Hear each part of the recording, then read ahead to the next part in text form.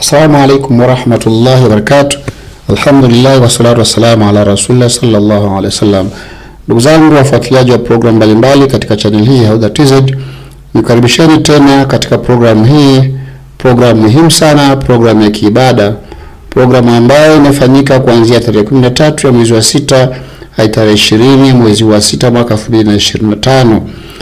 Ni program ya tamasha la ujenzi wa kituo cha elimu na malezi ya Chungu Islamic Center. Chungu Islamic Center ipo katika kijiji cha Chungu, kata ya Ihanja, wilaya Ikungi, mkoa wa Singida. Katika tamasha hili shughuli mbalimbali zimefanywa na nasaha mbalimbali zilitolewa. Lakini muhimu kwa siku ya leo, naomba nikuletea hutuba ya ufunguzi wa tamasha, hutuba ambayo ililetwa kwetu na Sheikh Alhaji Sheikh Muhammad Ramadhan Qasim, ambaye ni amiri wa kamati ya kuendeleza Uislamu Tanzania ngazi ya taifa. Ni muhimu sana kusikiliza hotuba hii kwa sababu si tu ileta mwelekeo mzuri katika tamasha hili, lakini iliakisi mapinduzi makubwa ya matamasha mengine yajayo na harakati za ujenzi na uendelezaji wa vituo vya elimu chini ya kamati ya kuendeleza Uislamu. Na Mwenyezi Mungu akubariki wewe utakayesikiliza na kutekeleza maarifa haya na nasaha hizi. Naomba yote niwakaribishe. Asanteni sana.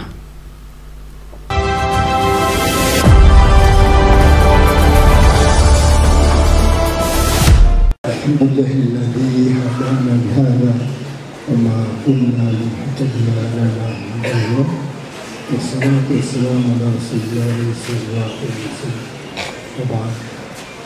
Ndugu zangu Waislamu, kwanza kumshukuru Subhanahu wa Ta'ala kama mlezi wa ulimwengu wote, na kutakia rehema Mtume wetu Muhammad sallallahu alaihi wasallam pamoja na ahli zake, sahaba zake na wale wote ambao wanafanya juhudi za maksudi ya kuelekea lile lengo la kulikuwa kwao hapa duniani, ambalo ni kuunganisha Uislamu na kutawalisha katika jamii.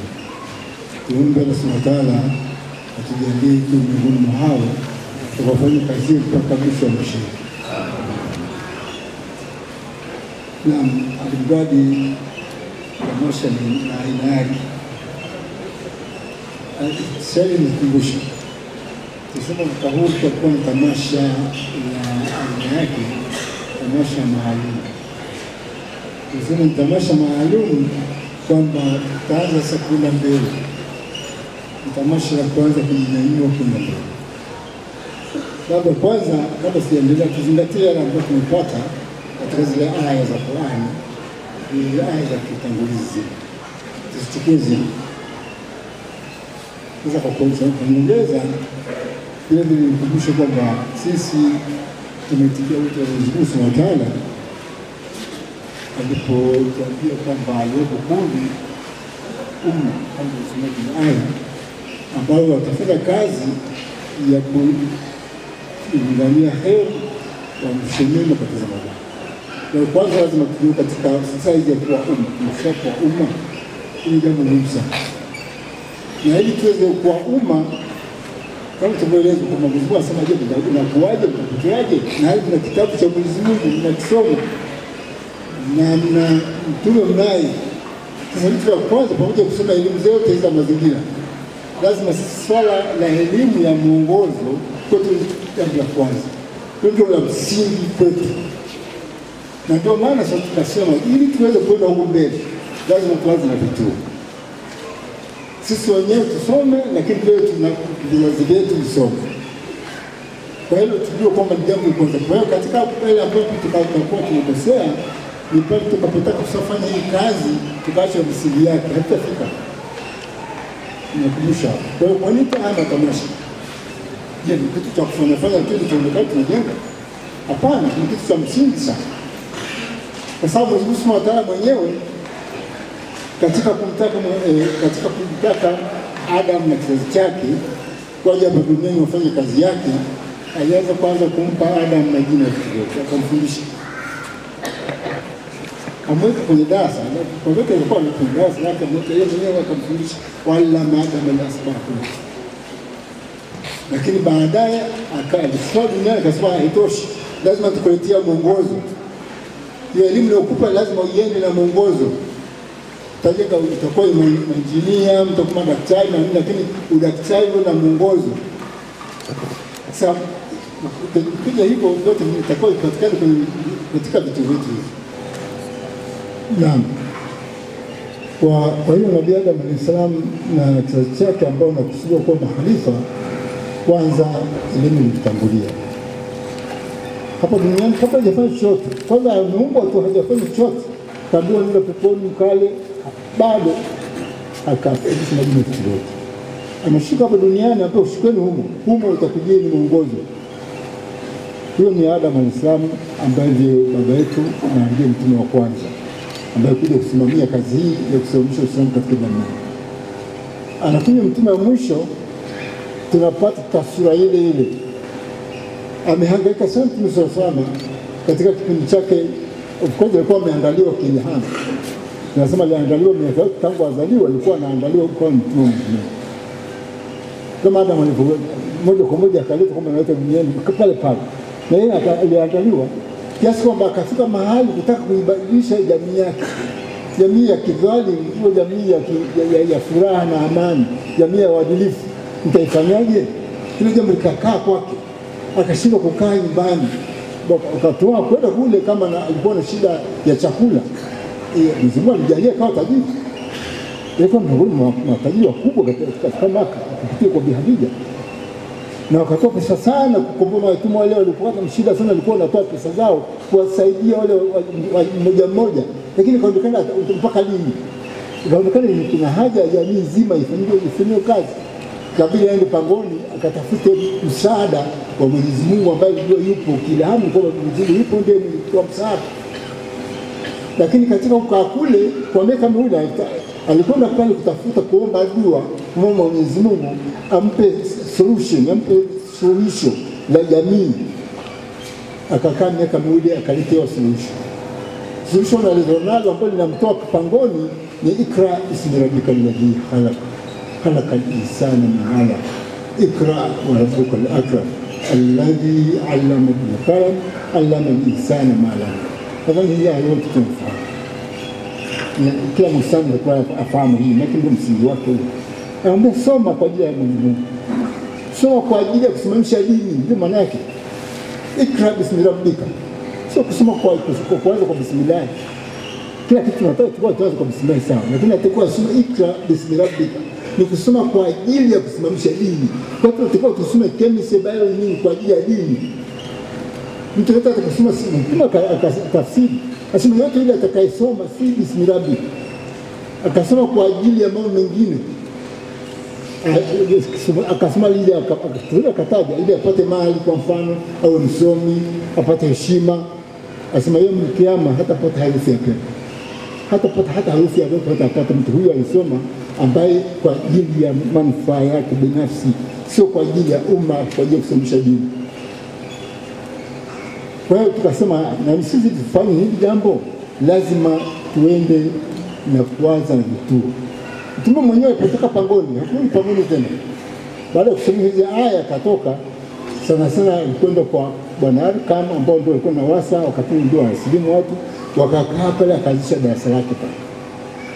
Akawa anafundisha watu kwa umetendo. Shukrani zimeshuka, anawafahamisha Waislamu wanakwenda kutekeleza, wanafikisha. Hivyo alipokwenda Madina, sasa akawa na wasa katika msikiti wake. Wakasema watu mpaka wakatoka nchi za mbali. Kwa Mungu akasema sasa msiende tena wote Madina kusoma. Waende wachache wale ambao wana uwezo, wakirudi kule atafundisha na wao. Ndivyo ilitokea. Kitu cha kwanza.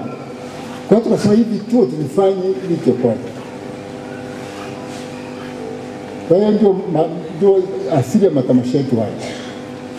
Na alhamdulillah Mwenyezi Mungu Subhanahu wa Ta'ala ametupokea, ametukubali wetu kama tusomewa hapa katika historia, kwa ametukubali.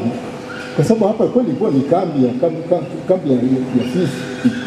Lakini hapa ni kambi, maana si muda mrefu patakuwa ni mji hapa. Mji wa elimu. Si muda mrefu. Na wote mnajua Kilijiko pale. Ilikuwa ni kambi ya wanyama wengi, sio tu fisi. Pale ilikuwa ni kambi ya tembo. kambi ya vitu mbalimbali, palikuwa na mafaru pale, ilikuwa ni kambi ya wanyama wengi, ni pori kabisa, lakini bado pale ukenda ni kijiji. Sasa tukija kwenye tamasha letu maalum ambalo Mwenyezi Mungu Subhanahu wa Ta'ala anasema hii kazi pamoja, tukija kwenye vitu kama hivi tupate watu wajenge, watu waweze kuwa na ule mwelekeo wa kuwa na msingi wa kufanya kazi. Kazi hii inafanywa ili tusimamishe dini, ina masharti yake. Lazima watu wajitoe na kujitolea, lazima kujitoa na kujitolea. Uwe na elimu ya kutosha, ujue dini, ujue njia, ujue mahali pa kwenda. Lakini katika kuendea hiyo njia pamoja kuiona, lazima hiyo njia hasiwe njia ambayo ni nyeupe, ni njia ambayo siku zote lazima itengenezwe, sio njia nyeupe. Uislamu kuendea si jambo jepesi, ni swala la kujitolea. Mwenyezi Mungu akafanya hivyo, akasema hivyo. Na vema nyingi kwenye matamasha yetu kwenye aya zetu wa mwanzo tulikuwa tunasoma sura Safi. Baada ya kusoma lengo la kuleta Mtume salama, aya inafuata Mwenyezi Mungu atatangazia sa biashara. Ya ayyuhalladhina amanu hal adullukum ala tijaratin tunjikum min adhabin alim. Baada ya kutuambia lengo la kuleta Mtume kudhihirisha Uislamu, anaanza kutuita Waislamu sasa kwa ujumla. Baada ya kwamba Mtume analeta mwana kwa ajili ya kudhihirisha Uislamu, kusimamisha na kutawalisha katika jamii. Sasa yeye mlioamini sasa, hii kazi lazima uifanye, lakini utaifanyaje? Msichukue ni biashara na Mwenyezi Mungu, mwingie kwenye biashara. Biashara hiyo iko. Sasa kwanza kumwamini Mwenyezi Mungu na mtume wake, kwa waumini wa kweli, ndio maana yake. Kumwitikia Mwenyezi Mungu kama tunasomea katika aya za ufunguzi. Mwenyezi Mungu kila maamrisho yote Mwenyezi Mungu tuwafuate, na makatazo yake yote lazima tuyaache. Sio hiyo tunamfuata Mtume sallallahu alayhi wasallam ndio wake. Asema tu'minuna billahi rasuli wa tujahiduna fi sabilillahi bi amwalikum wa anfusikum. Na kuhakikisha kwamba tunapambana ili dini hii isimame, tunafanya jitihada za maksudi kusimamisha dini kwa kutumia mali zetu na nafsi zetu. Bi amwalikum wa anfusikum. Na mwisho anasema dhalikum khairun lakum in kuntum ta'lamun. Kufanya hivyo jambo bora kuliko chochote tunachojua huko. Yaani kama tuvaasha wote tukaviacha, ni kweli kabisa. Kwa mtu anafanya kazi hii, hayo yote tuliacha, si chochote sio yote kitu ni hicho hapa. Kitu tunakuja hapa kwa kukusanya hapa, tunafanya kitu sahihi. Hadi maneno Mwenyezi Mungu kufanya hii kazi hii ya kufanya hayo, hii kazi nzito, sio kama hamna kazi nyepesi vile. Sawa, Mwenyezi Mungu anasema dhalikum khairun lakum in kuntum ta'lamun. Kufanya hivyo, kufanya shughuli hizi, kuacha yote hadi tukaje kufanya haya ni jambo kubwa kama nyinyi mnajua. Kama mnajua yote kujua. Na kujua ni kwamba je, tunapitia tunakubali aya za Mwenyezi Mungu anatuambia hivyo, tunakubali. Tunahakimiana. Kwa hiyo ndio kazi ambayo tumefanya na mpaka tumefika hapo. Sasa nije kwenye tamasha letu. Nadhani mambo ya ufunguzi yameelezwa, sasa nataka kuja kwenye tamasha.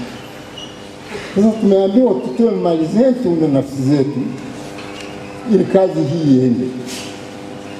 Kawaida sisi tunatoa mali zetu, nauli zetu tunachukua mpaka tunakuja hapa na kurudi. Sawa?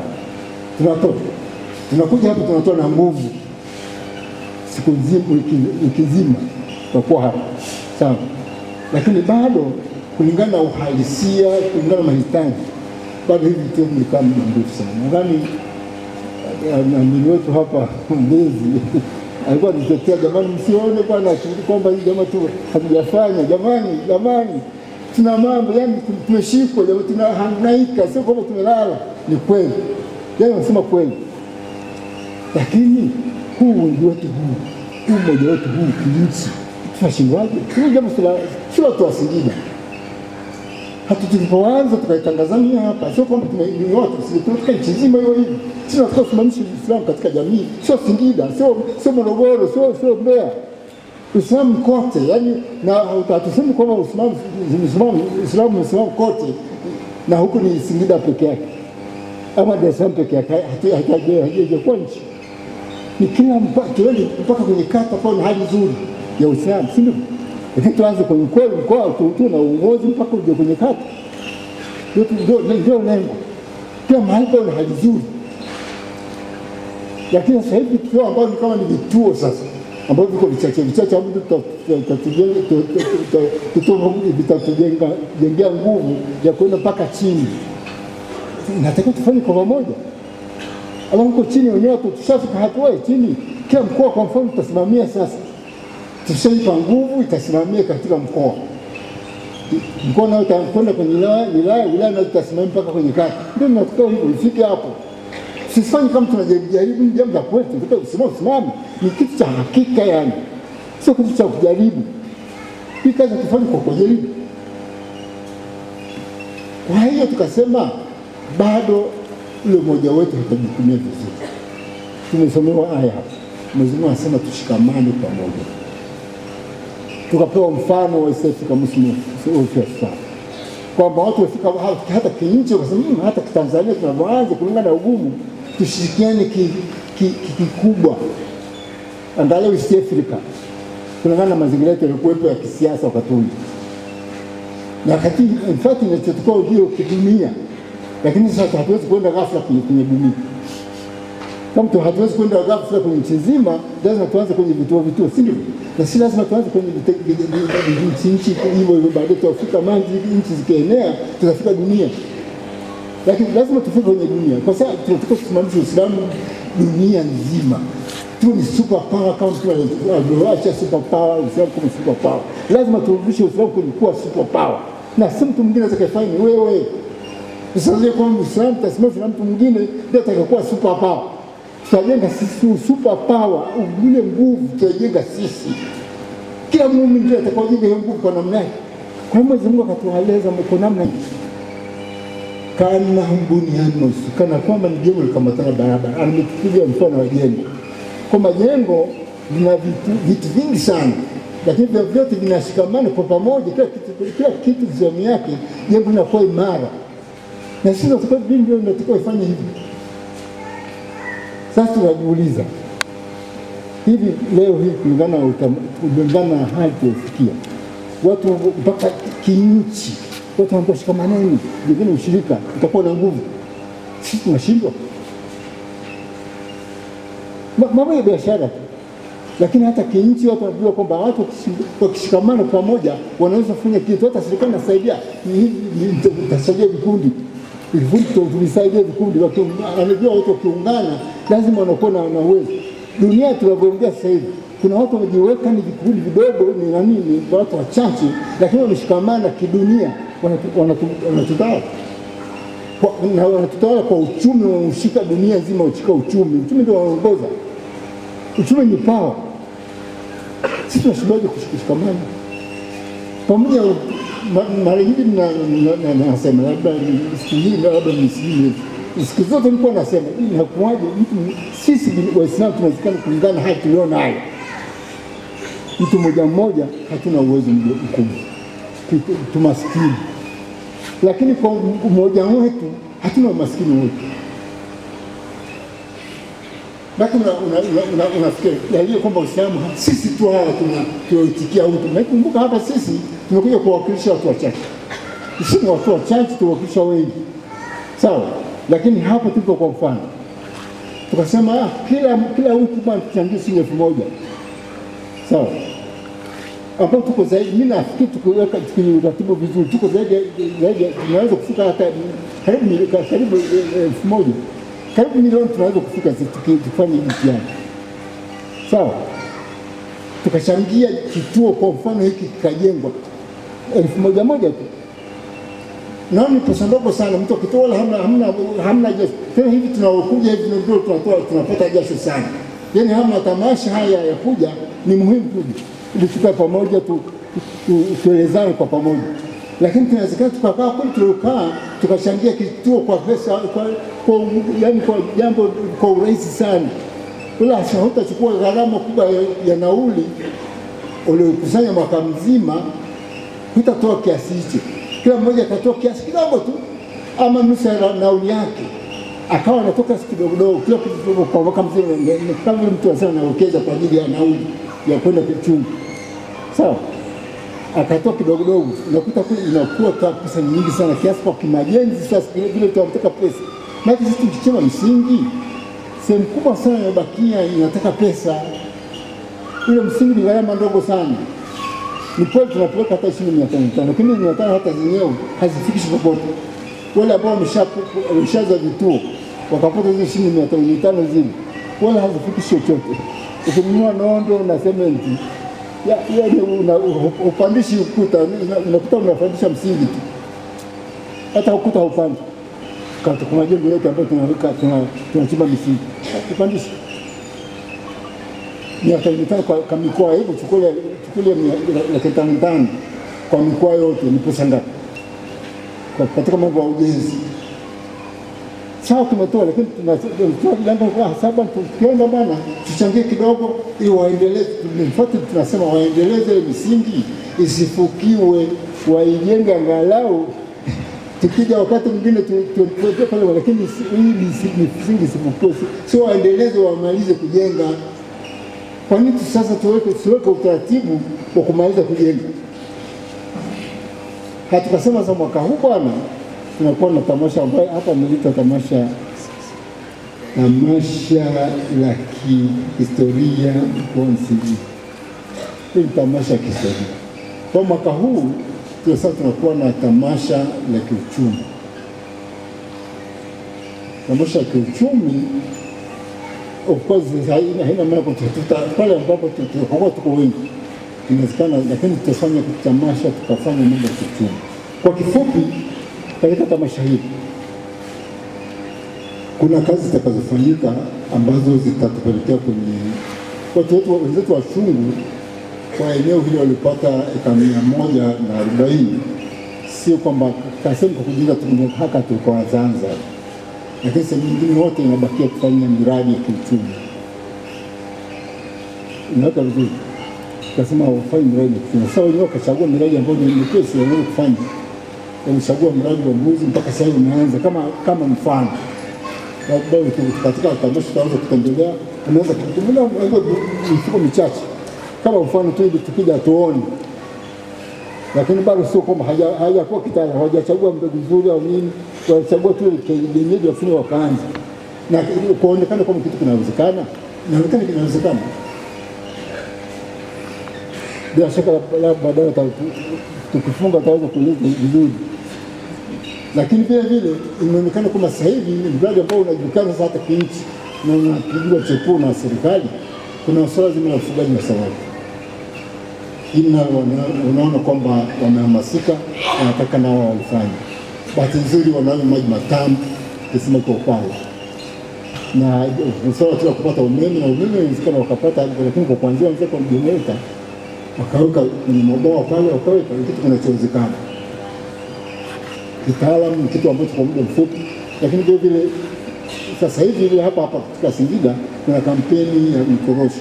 Inaonekana kama ni kitu ambacho ni zao ambalo linafanya vizuri. Kwa hiyo watu wasema ambao wanafanya kitaalamu inaonekana vizuri sana. Lakini hata wao wameshatembelea mashamba wakaona inawezekana. Kwa hiyo wakasema hivyo wanaanza hiyo miradi mitatu yote. Watu sasa mwaka huu katika tamasha letu hili tutakuwa na kazi hizi. Na kazi ya kuandaa shamba la mikorosho hilo, angalau kwa eneo kubwa, hatuwezi kusema kwanza tutaanza kwa kubwa, ni kumbuka siku hizi mchache na hatuna vifaa vile vifaa vyetu ni mikono yetu. Kununua visiki nini, tungekuwa na yale makatapila ya mtu na viziko kwa kumwezi. Kwa hiyo angalau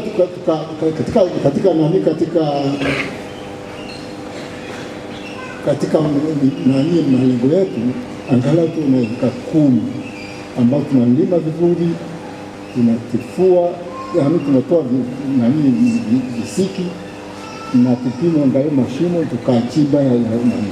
Tukifanya hivyo tutakuwa tunafanya kazi kubwa sana, eka 10. Eneo ni kubwa, lakini tuanze na eka 10 ya kuanzia rasmi kama kuanzisha mradi wa uchumi. Lakini pili tunaweza vile vile kufanya jitihada na tukatengeneza hata mabao mawili ya samaki. Katika kinabati tuko na kazi kubwa sana. Lakini vile vile labda wakina mama watakuwa na kazi zao, watakuwa na kazi za kuna kuni kule porini zinatakiwa zihamishwe kule kwamba tunakata ile mali tayari tutumie, lakini vile kuna swala zima la barabara zetu. Siku zote lazima eneo letu hili tulizungushe, maana hata swala la moto, kama hamna barabara, watu wa jirani wakichoma majini yao yataweza kuvuka huko wakatumia vitu vyetu vingine. Kwa lazima barabara zetu ziwe safi za kuzunguka eneo. Kwa kila mama hiyo kazi ni hodari kwa hiyo. Wakafanya kazi hiyo kuzunguka barabara, kufagia ile pawe kwa safi. Kila wakati labda hili kabisa, kila wakati barabara natakiwa tufanyie matamasha hata ya mkoa ama hata ya kanda, na vitu kushika barabara zetu siku zote na kuwa safi. Maana maji katika vitu ambavyo ni hatari ni moto. Unaweza kuwa na shamba kama hilo, moto ukaruka kule ukamaliza kila kitu. Lakini miongoni mwa kuzuia moto ni barabara. Barabara kwa ni kubwa zile inasaidia sana. Na vile mtu wanaona kwamba hapa ni mahali pana watu, ile uhai unaonekana. Kwa hiyo tusiache uchafu kwenye barabara hata siku moja. Sio mwingine kwa vile kwa, lakini barabara siku zote ziwe nyeupe. Kwa hiyo kazi tutaifanya vile vitu kazi ya tamasha hasa kuna mama. Lakini vile nadhani tukiwa na kazi nyingine kama mchanga, inawezekana pia kuna mama wakafanya hiyo mtumie mchanga. Nadhani kwa wiki moja hii inawezekana tukafanya kazi kubwa sana. Kwa hiyo kazi tunazitakiwa tuzifanye katika tamasha hili, tamasha la kuandaa uchumi. Nataka tufanye kila vitu vyetu sasa viwe na miradi hii, ili viambukize mpaka tuende kwenye level ya kata, tena miradi ya uchumi. Kwa inawezekana tukifanya sisi hapa ni kwa shamba darasa, vitu vyetu hivi ni shamba darasa. Watu wanakuja kule kutoka vijijini kule, kutoka kwenye kata, wanakuja hapa, wanafanya matamasha ya miradi huko, wakirudi kule wanaendeleza. Wenzetu tunafanya hivyo. Wenzetu tunafanya hivyo. Kila siku wana miradi mingi sana, wana maeneo mengi sana wanayotumia. Kwa hiyo sisi tuanze. Lakini lingine tutakuwa sasa na tamasha na tamasha mawili. Tamasha hili ya kufanya kazi tutaendelea nalo kila mwaka. Lakini tamasha hili vile vile kila mwaka tutakuwa na tamasha la kuchangia vituo tulivyoanza ambavyo karibia vianze. Unaweza hama leo tutalipa vizuri katika tamasha hili na kufanya. Tumeshafanya mipango kitaalamu ambayo tunawezekana kabisa tukachangia kwa pamoja kwa urahisi, na tukifanya kampeni kubwa tukachangia kwa urahisi, na tukimaliza kituo hichi kinaendelea, tunaanza kingine hivyo. Kwa hiyo tunafanya matamasha, tutachima msingi, tusifanye nini, lakini baada hapo tunasema mwaka huu bwana tuna hii sehemu tunaiendeleza. Tamasha lingine ikija tunaona ile sehemu tumeshamaliza tamasha. Kwa hiyo tamasha itachukua mwaka sasa. Kwa sasa hivi hatutachukua mwaka, kwa maana kwamba si lazima kila tamasha tuenda kwenye tamasha tufanye yote mawili, lakini kwa sababu kuna vituo ambavyo tayari vimeshafika mahali pa kuanza, na kwa kweli watu tumeshatoka hata majirani zetu, hata wasiokuwa Waislamu. Nadhani mwamiri wetu wa Kigoma Mashariki anaambia mpaka watu wa wizara na watu wa wizara wa elimu, jamani vipi bwana, mbona Mwanzi, mbona vipi, lakini tujakamilisha vile vigezo. Mshabakisha hata tukiambia tutakubali, kwa sababu mna shule ni bodi haijakuwa na bodi, tutakubali. Hamjakuwa na vitu mbalimbali vinavyohitajika, mtafanyaje? Haiwezekani. Na sisi tunasema shule ni mahali pazuri. Na sasa shule sio zile za kizamani. Sasa shule za sasa, wazazi wenyewe kwanza, wazazi wenyewe wanataka watoto wao kasome mahali pazuri. Kabla hajaweka mtoto shule, anataka aende shule aitembee kwanza, aiangalie mazingira yake, aangalie miundombinu yake, ndio anapeleka mtoto. Sio tukao kama tuanza mwanzo, hizi shule zetu tuanza mwanzo zilikuwa tumeshamaliza, hamjafanya hata chochote, mnaweka vitanda, watu wanakuja kuingia na wazazi wote watoto. Sio sasa hivi. Hii wakati mwingine sasa. Shule ni nyingi vile vile, na serikali na shule nyingi nzuri. Kwa lazima sisi tuwe na mazingira. Na mazingira tunawezesha, sisi tunaweza. Kwa naomba tumuombe Mwenyezi Mungu tuone hili tutaweza.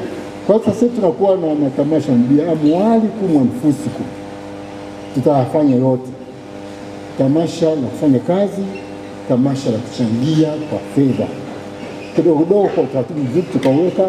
Tutakubaliana na viongozi, nadhani tutakuwa tumeshaelewa wa viongozi watuletea, lakini tuhakikisha kwamba hilo jambo linawezekana na tutakwenda kwa spidi kubwa, na adui hataki nini.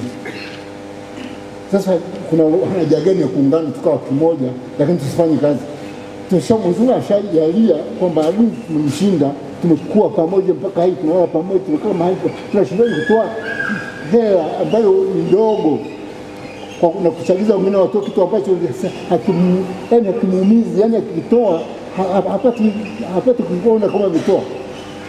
Kwa mfano kumwambia mtu kwenye wiki atoe 1000 pamoja na umaskini wetu, kitu kidogo sana. Sasa kila kutoa 1000 kila wiki kila watu wengi ni pesa nyingi sana za kufanya kitu kikaonekana. Na baada ya muda fulani, kwa mfano kisha kama miaka mingapi kwenye matamasha yetu, chukulia tu tuanzie chungwa kwa miaka mingapi? 7. Okay, yani pote miaka mingi imekatika sana. Yani miaka 7 hii kwa mfano tumeanza hilo. Hivyo vitu vyote tulianza vilikuwa vinaendelea na vingekuwa vishatuzalishia uwezo mkubwa zaidi kuliko hivi. Sasa hatuna chochote. Chungu hakujafika pote, Tagata hakujafika pote, Matinde ndio na hiyo misina yenyewe hata hiyo misina ya zamani hakujafika pote. Yani hamna chochote, miaka mingi sana. Miaka 10 hamjafika chochote. Inakuwaje nchi nzima? Lakini yote hayo, kila kitu kuna wakati wake. Kwa sababu kila kitu Mwenyezi Mungu ndiye mwenye hekima. Mwenyezi Mungu ndiye anajua. Kwa hiyo hapo tulipofika wala tusijilaumu. Tuone tu kwamba tumekwenda, Mwenyezi Mungu Subhanahu ameturidhia kwamba tunaweza kwenda zaidi. Kwa hiyo anatufunulia sasa.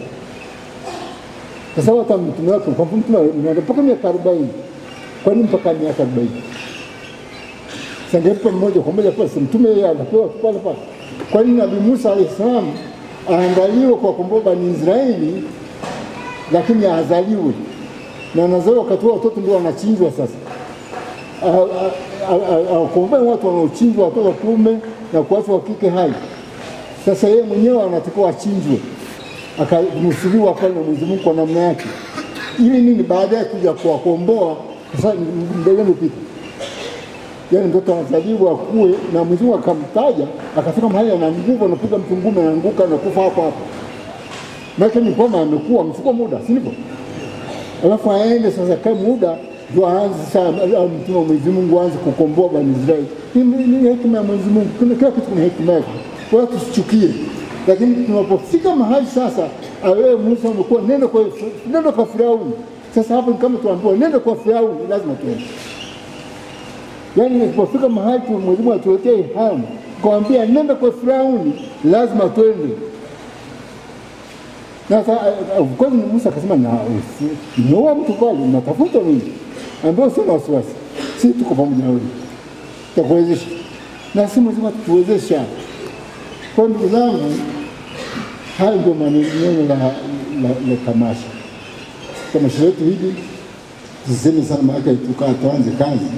Lakini tamasha letu tutakuwa na kazi hizi mtaja za kufanya hiyo miradi ya uchumi tuanze na tuweke miundombinu yetu vizuri zaidi. Lakini baadaye inawezekana baada si muda mrefu kulingana na utaratibu huu tunaofanya hapa sekondari ikamea si muda mrefu. Sawa, na ile primary school kule ndio vijana wapate mahali pa kwenda moja kwa moja. Tukiandaa kule Kitagata nani huko Matinde tupate mahali pa nani. Kwa hiyo tutakuwa na sekondari na primary. Sekondari primary tunajaza watoto wetu wale. Kwa hiyo swala la watoto kuanzia mwanzo chekechea mpaka tuende nao mpaka form 6 tutakuwa na uwezo huo, na ndio lengo la hivi vituo. Alhamdulillah tunafika hilo level nzuri, tukujipanga vizuri. Sasa tunaweza kulea kuanzia chekechea mpaka tufike na vio tunaweza. Sasa ndio walimu tunaweza. Sawa. Na vio vikuu sio kama hatuna, tuna Mungu pale kwa mfano. Mungu tofauti, Mungu inalea. Watoto wanafunzi wanatoka pale tofauti na wengine. Sawa. Kwa hiyo tumesema ametujalia yote haya, tuna hali ngumu, lakini tufika hapo lazima tujiendeleze na tuwe na kifua mbele na tuzidi kutumia huu mmoja wetu na nguvu zetu pamoja ili tuweze kuenda kwa spidi. Tuna university nyingi zaidi, tuna moja tunatakiwa tuwe nyingi. Inawezekana hivi kwa kushirikiana, kukamatana, kuangalia kwa pamoja kwamba lengo letu ni moja, tunaweza. Kwa hiyo naomba tuanze kwa vitendo. Sisi tulioko hapa watu watatufuata. Lakini tufanye mfano, tutaona sisi ambao tunafuata, mtu asitudanganye kwa sababu tunafanya, tunaona. Baada ya kusema haya, niseme kwamba haya ndio tutayokuwa nayo katika tamasha hili. Tunaanza rasmi mwaka huu tamasha na kuchangia kwa namna hiyo ya kisayansi, lakini vile tutakuja na matamasha haya yataendelea ya kiuchumi. Kila tutakapokwenda sasa hivi, hata vituo kama tunavianza upya, lakini hatutaacha kuwa na uchumi. Na vituo tangu kama mnakumbuka tushatangaza kwa vituo vyote vinavyoanza lazima ziwe na miradi ya uchumi. Kuendesha shule kwa kutegemea ada kuna matatizo. Inawezekana kabisa kwa mchukua mtu ambaye sie kwa sababu anatoa pesa. Yaani mtu mkuja kabisa, huyu bwana sio mtu, sisi tunachukua kuandaa watu mvukaji kwa ajili ya kuserve jamii. Unaweza kuchukua mtu ambaye ni mharibifu wa jamii ukamchukua tu kwa kuwa na pesa. Ukamwacha mtu ambaye ana uwezo mkubwa sana lakini mzazi wake ni maskini, ukamwacha. Yaani kama mnategemea kuna mfuko mwingine, mtu kama yule mtamwangalia. Tuchague kulingana na malengo. Tutachukua wanafunzi kulingana na malengo. Mwanafunzi ambaye atakuwa anapiga malengo yetu tutamwacha. Na sio sisi hatutakuwa sio watu wa kwanza. Ukiendelea kwa upande mwingine, nadhani wote mnajua. Seminari zile wanaanza 40. Wanamaliza na 10. Wanaanza na 40 darasa, wanamaliza na wao wanachukua kanuni zile za kiseminari. Mtu anavunja kanuni moja ndogo haukuvumilii, unaumia. Haukuvumilii. Na watu wanarizika. Yaani kanuni ndogo, kanuni kwa mfano kuonekana na pipi kwenye bweni, kaonekana ganda la pipi pale. Yaani watu wasiseme pale wanakwenda nyumbani. Ganda la pipi bwenini. Na hamna msalimu mtume pale. Kama si hapa kidogo tu kuvunja kanuni. Ambako tunataka kujenga watu ambao watakuwa na utii. Naambia acha, anaacha, fanya, anafanya. Ukaanza tutakuwa tufanye yale ambayo hatakiwi. Mtu kiongozi kuamrisha yale ambayo ni sawa sawa lazima mtii, si ndivyo? Sasa ule utii unajengwa. Sisi Waislamu tunatofauti na wengine. Akisema sio kwamba tunarejea kwa Mwenyezi Mungu na mtume. Lakini wale ukweli wa Waislamu lazima hata kama ni jambo baya wao lazima litii. Sasa tunataka tuwe watiifu. Dini haiwezi kusimama mpaka iwe na nidhamu. Kwa na watu ambao ni watiifu, wakiambiwa jambo wanalifanya. Haiwezekani dini mkasimamisha hivyo.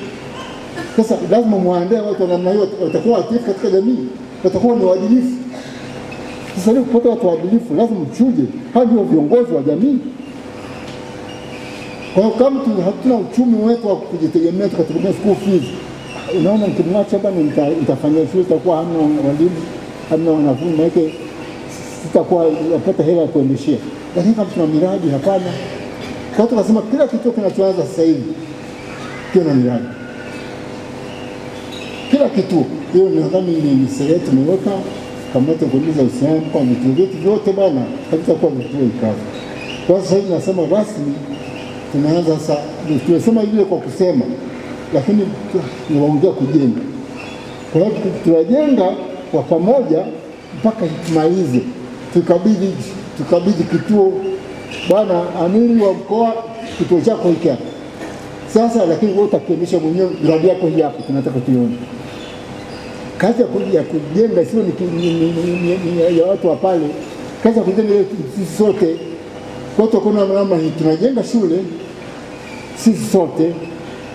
Kuendesha, wanaendesha wale watu wakuwa, wale wenye kituo na ile eneo linalozunguka pale, ndio tawachia shule waendeshe, waelewe wa vijana pale tunavyotakikana, inavyotakikana, basi na sisi tunaenda kusema nyingine, tunaanzisha shule nyingine hivyo hivyo, tunaacha ulezi, lakini tunaacha miradi yao kuchuma ya uchumi, wanaendelea kulea shule.